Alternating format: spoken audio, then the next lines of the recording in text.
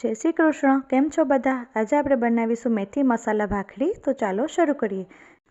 એના માટે મેં ઘઉંનો ઝીણો લોટ લીધો છે. સ્વાદ પ્રમાણે મીઠું નાખવાનું છે, થોડી હિંગ નાખવાની છે, હળદર નાખીશું, લાલ મરચું પાવડર નાખીશું અને કસૂરી મેથીને હાથથી મસળીને લઈ લેવાની છે.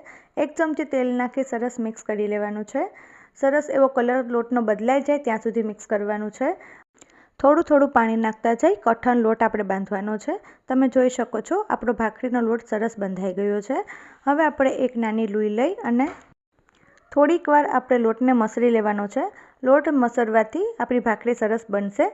હવે આપણે રાઉન્ડ શેપ કરી અને સરસ ભાખરીને વણી લેવાની છે.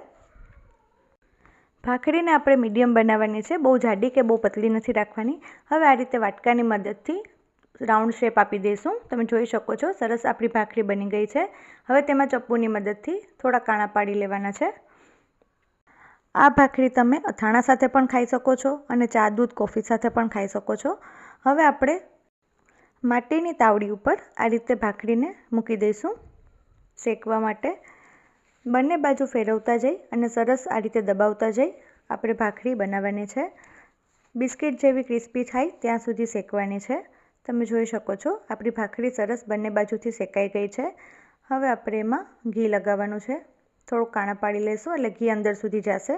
તો તૈયાર છે આપણી મેથી મસાલા ભાખરી. એકવાર જરૂરથી ટ્રાય કરજો.